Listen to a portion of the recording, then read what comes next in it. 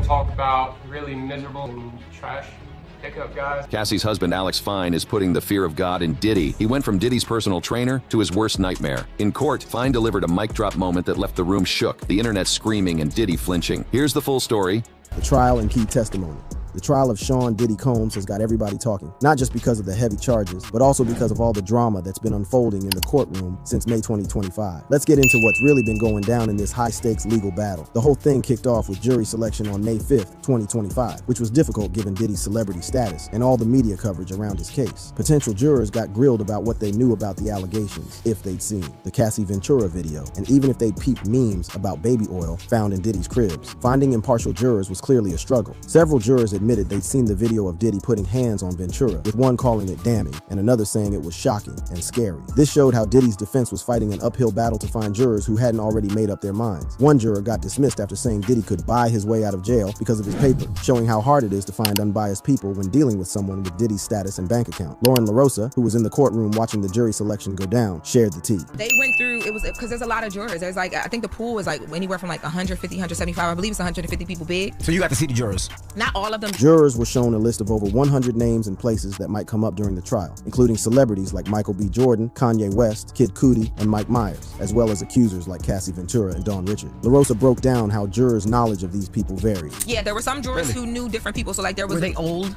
It was old and young. So there was one woman, she was an older white woman. She thought Michael B. Jordan was Michael Jordan, but she knew that it was a celebrity. The jury selection hit another snag when Judge Arun Subramanian pushed back the final phase to May 12, 2025, worried that some jurors might get cold feet over the weekend. This happened after one juror emailed the court about personal well-being issues and asked to be excused, while another got bounced for not disclosing an open lawsuit against NYC. People watching the trial noticed that Diddy was looking different from his usual fly self. He was described as having gray hair and a goatee, rocking a dark sweater over a white collared shirt and khakis, nothing like the flashy Diddy we're used to seeing. This changed look, probably from his time in Brooklyn's Metropolitan Detention Center since September 2024, made him seem more vulnerable. In a real moment, Diddy admitted to Judge Arun Subramanian that he was feeling nervous during the proceedings. When his legal team asked for a bathroom break, Diddy spoke up saying, "I'm a little nervous today, Your Honor," a comment that several media outlets picked up on. Once the trial really got going, the prosecution's case centered mainly on testimony from key witnesses, especially Cassandra Cassie Ventura, Diddy's ex and an alleged victim. Ventura, who was 8.5 months pregnant during her testimony, dropped some serious allegations about her relationship with Diddy. Ventura's testimony, which started on May 13, 2025, described a relationship full of physical, sexual, and psychological abuse. She explained how things began when she was just 19 and signed to Diddy's label Bad Boy Records. According to her, what started as a professional connection turned into a romantic relationship that became increasingly controlling and abusive. She testified that she was really confused when Diddy first kissed her during her 21st birthday celebration in Vegas, highlighting what prosecutors framed as a power imbalance considering Diddy was 17 years older and a major player in the music industry. When asked how often the physical abuse happened, Ventura said it was too frequent, emphasizing how regular the abuse was throughout their on-again, off-again relationship, which lasted until 2018. She said these incidents had her acting out of fear, worried about more beatdowns if she didn't do what Diddy wanted. A big part of her testimony focused on what she called freak-offs, where Diddy allegedly forced her to have sex with male escorts while he watched, directed, and recorded everything. She described these events as making her feel worthless and said they happened in different spots, including LA, Miami, and Vegas. Ventura named some of the men involved by their real names or nicknames like The Punisher, and mentioned that some were flown in specifically for these encounters. She also said other witnesses, like a male stripper named Daniel Phillip, backed up her claims by testifying about being paid to participate in similar activities. Beyond the allegations, Ventura testified that Diddy controlled everything in her life, including her music career, and often had his people watching her. This control extended to her personal decisions, creating what she described as feeling trapped. She said she couldn't escape the relationship because of Diddy's influence and fear of what might happen. Throughout her testimony, Ventura was clearly emotional, often crying, taking deep breaths, and wiping her eyes. People noticed her putting her hand on her pregnant belly, rubbing it gently, which added to the emotional weight of her appearance. In a major revelation, Ventura disclosed publicly for the first time that she had settled a civil lawsuit against Diddy in November 2023 for $20 million, just one day after filing it. Explaining why she was testifying despite this settlement, she said, "I can't carry this anymore, carry the shame, the guilt anymore." The prosecution also brought other witnesses, including Daniel Phillip, a former male stripper who testified that he heard what sounded like Ventura crying and getting beaten during a freak-off session. When asked why he didn't call the cops, Phillip said he feared for his life, mentioning that Diddy took a photo of his driver's license as a form of intimidation. A significant development in the case involves a witness called Victim 3, who prosecutors can't find. As of May 12, 2025, prosecutors had lost contact with this key witness who had promised to testify about Diddy's alleged sexual exploitation. The defense has argued that victim 3's disappearance could justify a mistrial or delay, suggesting it changes the dynamics of the case. The prosecution has also dropped some damning physical evidence, including the 2016 surveillance footage of Diddy putting hands on Ventura at the Intercontinental Hotel in Los Angeles, where he was seen throwing a vase at her. This video has been shown to the jury, backing up Ventura's testimony about the violent encounter. Another crucial piece of evidence includes emails from December 23, 2011, where Ventura claimed that Diddy threatened to release explicit tapes of her. These emails support her claims of manipulation and control through blackmail and intimidation. The prosecution has also brought up testimony about the extensive use of baby oil during these alleged freak-offs, with Ventura giving graphic details about the use of large quantities, up to 10 bottles per event, and Diddy's alleged instructions to reapply it frequently. This backed up the prosecution's narrative of orchestrated non-consensual acts. Diddy has maintained he's innocent throughout the proceedings, pleading not guilty to all charges. His defense team, led by attorney Mark Agnifilo, has consistently argued that Diddy's relationships, including those involving the freak-offs, were consensual and part of a swinger lifestyle. The defense has tried to portray Ventura and other accusers as capable, strong, adult women who benefited from their relationships with Diddy and could have bounced whenever they wanted. They've suggested that any financial arrangements like rent payments were part of consensual relationships rather than attempts to silence witnesses. When addressing the infamous 2016 hotel surveillance video, the defense has argued that it shows a toxic, loving 11-year relationship rather than trafficking. Agnifilo has claimed the video was altered or misleading, though. CNN has denied changing it in any way. Another defense move has involved suggesting that Diddy's drug use may have made him mentally unfit to commit the alleged crimes, a claim raised in late April 2025. This tactic aims to reduce his responsibility, but is considered risky, as jurors might not buy it given how serious the charges are. Some people watching the trial have noticed that Diddy's attitude in court has changed as the trial has gone on. He reportedly made a heart gesture to his family early in the proceedings, but seemed less upbeat as Ventura's testimony continued. This change might show he's realizing how serious the situation is and the impact of the testimony being presented. The courtroom vibe has been even more charged by the presence of Diddy's family. His mother, Janice Combs, and 6 of his 7 children have been in court every day, escorted to avoid media attention. During the family's arrival at court, Diddy's publicist spoke to the press. Everyone should be here, all the family should be here today, and just thank you guys for being here. I want everyone to be kind, no pushing, no shoving, none of that kind of stuff. I know when everyone's in there, the mics are hot, I don't want to hear anything negative. When asked about how Diddy was holding up, she said, upbeat. I think, obviously this is a huge deal, and so he's just ready to have his side told. Will he take I have no idea. That's for his lawyers to decide. Jaguar Wright was also there and made a pointed comment about the music industry. I hope it's the end of an era that has brought nothing but hate. At the end of the day, music should be cruelty-free. That's my company, that's what I stand for, cruelty-free artistry. The trial is expected to continue for several more weeks, with cross-examination of key witnesses and possibly testimony from Diddy himself, though it's not clear if he'll take the stand. The prosecution has said that besides Ventura, 3 other women, referred to as Victim 1, Victim 2, and Victim 4, are expected to testify using fake names. Let's look at the public reactions and what the trial's outcome might mean for Diddy and the music industry as a whole. The hotel hallway incident that changed everything.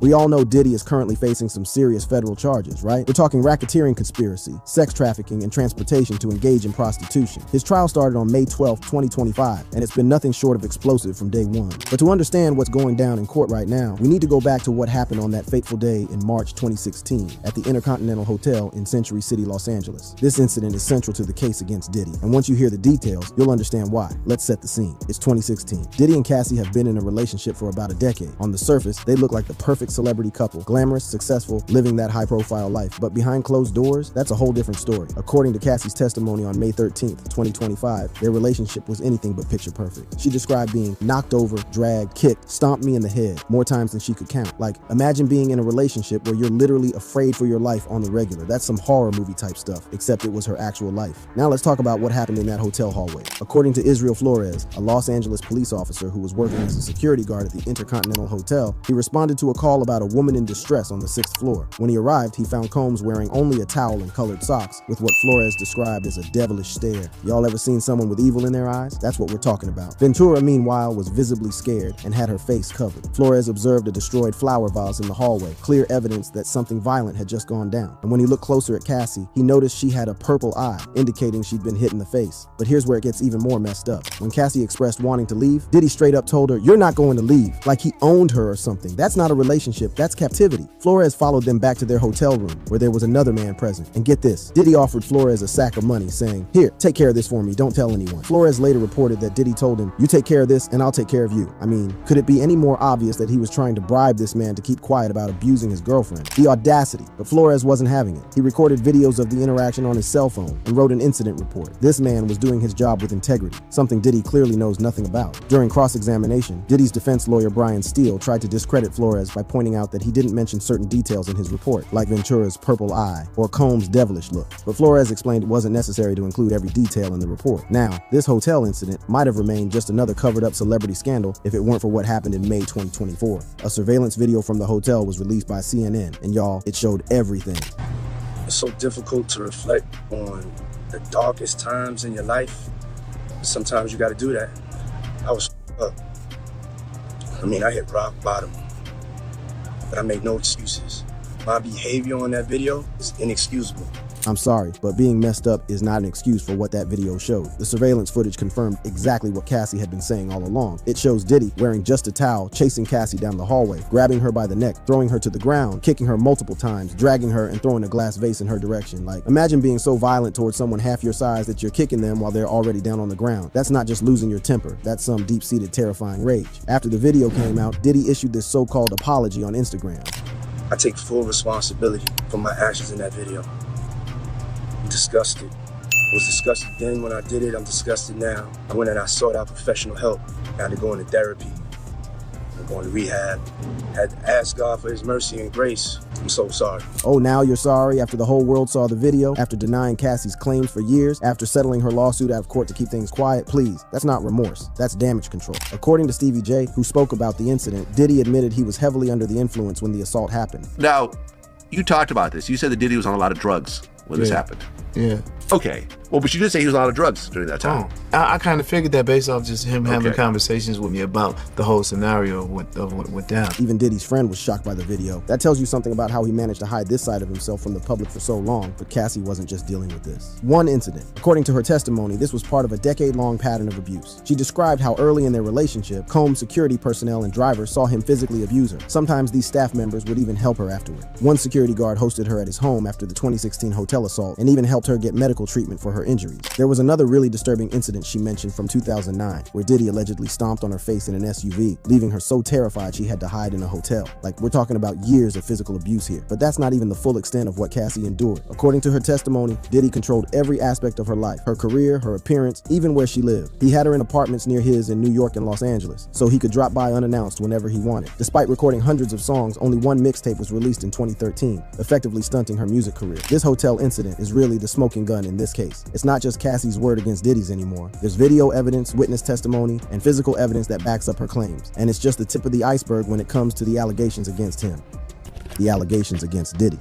Ever since November 2023, Diddy's been getting hit from all sides with lawsuits, allegations flying in left and right to the point where it's almost hard to keep track. But one of the most damaging lawsuits dropped earlier this year, and it came from none other than his former producer Rodney Lil Rod Jones. And let me tell you, the details in this one are wild. According to the lawsuit, between September 2022 and November 2023, Jones was invited to work on 9 tracks for Diddy's Love album. Lil Rod wasn't just working with Diddy, he was practically living with him. Over the course of those months, he spent time in Diddy's homes in LA, New York, and Miami, and even spent several weeks aboard a yacht Diddy rented in the US Virgin Islands. But what seemed like a promising gig soon turned into a nightmare. While staying with Diddy, Jones claims he was constantly dealing with unwanted touching and groping. It didn't matter where they were, LA, New York, Miami, or even out on that fancy yacht. Diddy was allegedly crossing boundaries, and it gets worse. Jones says Diddy even had him working in the bathroom while he strolled around naked, flexing in the shower like it was no big deal, with the glass enclosure leaving nothing to the imagination. Feeling violated and humiliated, Jones decided to speak up. He took his concern straight to Christina Courtroom, Diddy's chief of staff, but instead of handling it, Courtroom just brushed it off. She had the nerve to say, "You know, Sean will be Sean." Like that excused everything. She downplayed the whole situation, calling Diddy's inappropriate touching just friendly horseplay, as if that was supposed to make it okay. In her eyes, it wasn't a big deal. That's just how Diddy rolls. But that wasn't the end of it. Lil Rod also dropped a bombshell, claiming that Diddy tried to groom him into some sexual activities, and it wasn't just with anyone. Diddy allegedly tried to get him involved with fellow producer Stephen Aaron Jordan, better known as Stevie J. Now, for those of y'all who might not know, Stevie J is a big name in the music game. He first blew up back in the 90s as part of Bad Boy Records production crew, the Hitman. This man was in the trenches with Diddy, producing some of the biggest hits in hip-hop and R&B. We're talking classics like Mo Money Mo Problems by the notorious Big, I'll Be Missing You by Puff Daddy, and Honey by Mariah Carey. Stevie J's work even earned him a Grammy Award in 1997 for his role in Puff Daddy's No Way Out album. According to Jones, Diddy allegedly promised to pull some strings and make sure Lil Rod would take home Producer of the Year at the Grammys if he went along with Diddy's demands, and it doesn't stop there. Jones claimed that during Thanksgiving in 2022 at Diddy's Miami mansion, things got even darker. Diddy, apparently wasted, offered him some cocaine, which Jones refused before heading to the restroom. But that's when things took a disturbing turn. One of Young Miami's cousins allegedly burst into the bathroom and started groping him. Jones believes Diddy orchestrated the whole thing, sending her in to assault him. She wasn't done though. After dropping to her knees and trying to perform oral sex on him, Jones managed to push her away and get out of the bathroom. But she wasn't backing down that easy. She followed him out, stripping off her clothes and trying to straddle him, right there in front of Diddy and his staff, like it was nothing. Once again, Jones pushed her off. The lawsuit even includes pictures from that day, showing Young Miami and her cousin, further backing up Jones' claims. The lawsuit also claims that Diddy took things even further by showing Jones footage of people getting it on at his cribs, footage Jones believes was secretly recorded through hidden cameras set up all around Diddy's properties. And it didn't stop there. On multiple occasions, Diddy allegedly grabbed Jones's phone and started recording himself, leaving Jones with hundreds of hours of wild footage and audio. The lawsuit also includes screenshots from the footage, allegedly showing Diddy with underage girls and a sex worker, further backing up the claims against him. But the claims against Diddy didn't start with Jones. The first major bombshell came from Cassie, Diddy's ex-girlfriend, whose lawsuit set off a chain reaction and opened the floodgates for other accusations to come forward. According to Cassie's lawsuit, she first met Diddy back in 2005. She was just 19 years old, full of dreams, ready to chase her career. Soon after they began dating, but that's when things took a dark turn. She described enduring years of physical, emotional, and sexual abuse, which left her feeling trapped and powerless. From the jump, Diddy allegedly took full control of her life. He would constantly give her drugs like ecstasy and cocaine, supposedly using them to keep her under his thumb. Diddy didn't hold back when it came to violence. Cassie claimed he frequently subjected her to savage beatings, leaving her with bruises, busted lips, and black eyes.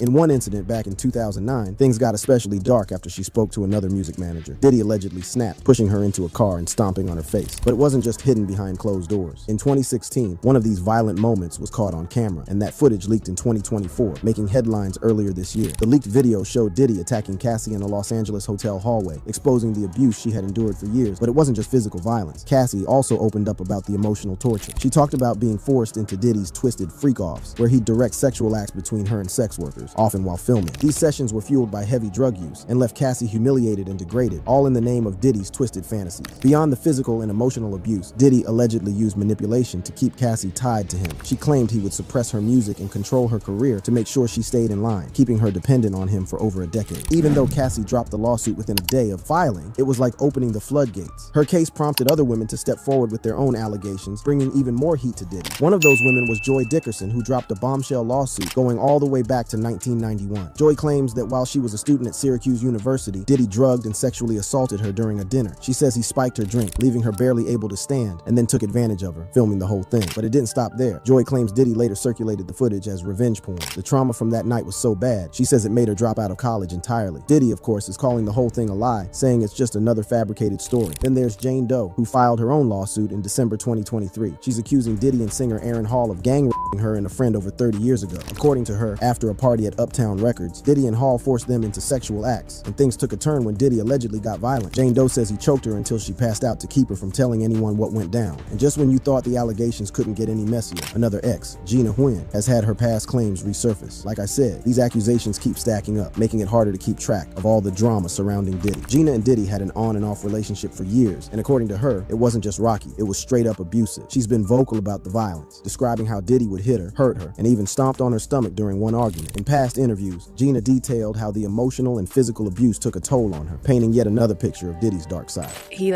stomped on my stomach really hard, and I took the wind out of my breath. I couldn't breathe. Took my hair and was dragging me across the grass in my hair with my hair. But it wasn't just about the physical damage. Just like Cassie, Gina had to deal with constant emotional and mental abuse. She claimed Diddy would tear her down by comparing her to Cassie, telling her that she was the bad one, while Cassie was the good one. He would always compare me to Cassie and tell me that I'm the bad one and she's the good one. And while these stories are shocking, the controversies surrounding Diddy go way beyond his relationships. She said that the first step was there was and they would have to do would be her and an escort. That's the shocking testimony that had Diddy literally losing it in court. Cassie Ventura took the stand and described the horrifying darkroom torture sessions that will make your skin crawl. Now, step 2, she alleges, is that's when all the baby oil comes out. And guess what? Step 3 is even worse. And step 4, that's not for the faint-hearted. In this video, I captured Diddy's scalding reaction, a detailed description of the dark room session and the impact on Diddy's case. Let's get into it. Cassie's bombshell testimony. The courtroom erupted when Cassie Ventura, pregnant and composed, took the stand to detail the horror she allegedly endured at the hands of Sean Diddy Combs.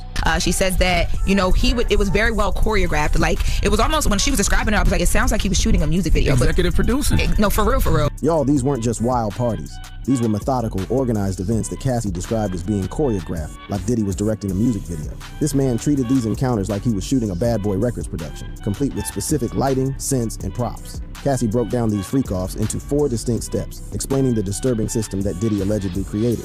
So that first step was the descriptive foreplay, and then step 2 was the touching. Step 1 was what she called descriptive foreplay, where she would have to verbally describe everything happening with the male escort. Diddy wanted to hear every detail, like he was listening to an X-rated audiobook. She said that the first step was and they would have to do math. It would be her and the escort, and she would have to talk out loud and describe what she was seeing. Step 2 was the touching phase, and this is where all that baby oil would come out. When authorities raided Diddy's properties, they found over 1,000 bottles of baby oil and lubricant. That's not a personal supply, that's a wholesale inventory. Man was running an entire slip and slide operation in his bedroom. She said that they would oil up so much. That was like a big thing for Puff, allegedly. Like, you had to be oiled, that every 5 minutes they were like just re-oiling because he wants you to look like a shiny suit. Yeah, because it glistens, and I guess it's the sexiness of baby oil. Step 3 was the oral activities, which Cassie admitted she would rush through just to get it over with because she didn't want to be doing any of this in the first place. She was just participating because she was so in love with Diddy and didn't want him to do these things with anyone else. She just was doing it because she was so in love, and she said she didn't want him to go and do it with anybody else. Now, step 4 was the actual intercourse where they would engage in, sex. Step 4 was the actual intercourse, where sometimes Diddy would just watch, but other times he would join in if they were really comfortable with an escort. But wait, it gets even worse. Cassie testified that after these encounters, Diddy would make her take the male escort's finishing product and rub it on his chest and nipples. I'm trying to keep this family friendly, but what in the actual... She said that a lot of times after they would finish, the escorts would have a happy ending, and Puff would make her take that happy ending and rub it on his nipple, and then they would engage in whatever they were going to do, just Cassie and Puff allegedly. So his man milk on Puff. That's what Cassie's alleging, that that Puff liked her to rub it on his chest and on his nipple. They actually called it man milk. In the courtroom, this testimony had everyone gagging, including Diddy's family members who were present. So chocolate-covered nipples with a semen drizzle.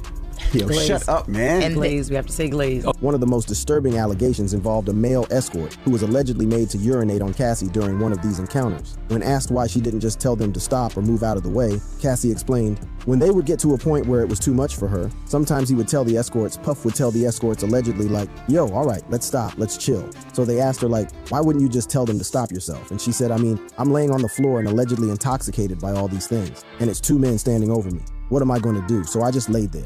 Cassie painted a picture of complete powerlessness in these situations, often being under the influence of substances and feeling unable to resist. She was allegedly forced to participate in these activities even during her monthly cycle, which she didn't want to do but felt coerced. And we've heard this story, but she said that, because we heard before that there were extra linens because it's dookie on the sheets. So what she said was she was actually made to have freak-offs during her period, and so there would be blood on a lot of the sheets. But why did Cassie keep participating if she hated these encounters so much? She explained that she was a very jealous girlfriend who was desperately in love with this powerful rich man with a 17-year age difference. She didn't want another woman taking her place, and Diddy had shared his secrets with her. She felt vulnerable because he had shared this secret of these voyeurisms and freak-offs that he liked to do. She didn't want another woman coming in and swooping up in her place. And a lot of times she alleges, and we saw actual text messages they brought up where she tried to tell him she didn't want to do a freak-off. The prosecutors even showed text messages where Cassie tried to tell Diddy she didn't want to do a freak-off. And his response was basically, you're boring, you're predictable.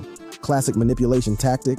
Cassie felt pressured to comply, so he don't do it with somebody else. During Cassie's testimony, Diddy was visibly shaking in the courtroom, looking pale and significantly thinner than his usual self. His nervous state was apparent to everyone present. But you said how did he look? They look stressed out. He's definitely a lot thinner. Face is very pale, a lot of gray hair, some black, but a lot of gray hair. You could tell he was nervous, and he said it in the courtroom, and he had asked to go to the bathroom. He was like, excuse me, Judge, I'm a little bit nervous, but you could tell at one point in time I saw, and I was watching him very closely, I saw like his hands shaking a bit, but very involved he's fighting for his life, literally. Like, he came with a file like a case of paperwork. He was on the tablet sitting next to Brian Steele. He's reading every drawer. Profile as things are happening. This man is shook, and rightfully so. He's facing charges that could lock him up for the rest of his life. The male escort's contradicting testimony. Now here's where things get even crazier. Remember that male escort who allegedly participated in these freak-offs? Well, he took the stand, and what he had to say painted a very different picture. The escort was described as a black man, probably like 5'7", really stocky, like, muscle. He testified that Cassie called him every time they wanted to hook up, and that when he first met them, he was told it was for a bachelorette party. He shows up in an NYPD t-shirt, and he says Cassie opens the door. She's in red lingerie, she's in a wig, dark glasses, and pumps. According to the escort, Cassie told him, "My husband likes to do special things for me. He wanted to do this for my birthday." When he walked in, Diddy was allegedly sitting in the corner with a bandana tied around his face and a hat on. The escort testified that he and Cassie had intimate relations on the couch, while Diddy sat in the corner and pleasured himself. He claimed he recognized Diddy immediately by his voice when Diddy spoke. He told him he worked in imports and exports. So when he said that, he said, I instantly caught the voice. And I'm like, well, how did you catch the voice? He said, I've been listening to this man, majority of my whole life. Now here's the wild part. When prosecutors brought up the incident where the escort allegedly performed that explicit act on Cassie, the escort claimed it was Cassie who asked him to do it, not Diddy. Talk about a plot twist. Exactly, because the prosecutors opened up that literally, probably like 15 minutes before that, the prosecutors were like, Cassie is going to tell you that Diddy allegedly made this escort urinate on her. That there's an escort sitting in front of us, sworn in on the stand saying, no, Cassie told me to do that. This created a huge discrepancy in the case, potentially undermining Cassie's credibility. However, the escort did corroborate some aspects of abuse, claiming that he couldn't get hard anymore after seeing Diddy allegedly beat up Cassie badly at her house. He said one time he couldn't get hard anymore because he went to Cassie's house. They got comfortable with him, came to Cassie's house. When he was there, Cassie and Diddy was in the room. He was outside in the living room. Diddy comes out and goes off on Cassie, like allegedly beats her up bad because she took a long time to come back in the room to him. And he said after he saw that was his first time seeing her get physically touched. So while the escort's testimony contradicted Cassie's claim about who initiated certain activities, it still supported the narrative that Diddy was physically abusive towards her. The escort's testimony was still ongoing, with cross-examination set to continue. This all had a visible impact on everyone in the courtroom, including Diddy's family members who were present. It was awkward for me to watch them have to listen to all of this. After he started, the male escort started getting into a lot of the and stuff, they got up and left. Imagine sitting there while people describe your father's alleged sex parties in graphic detail. That's a therapy bill waiting to happen. The charges, defense strategy, and surveillance video.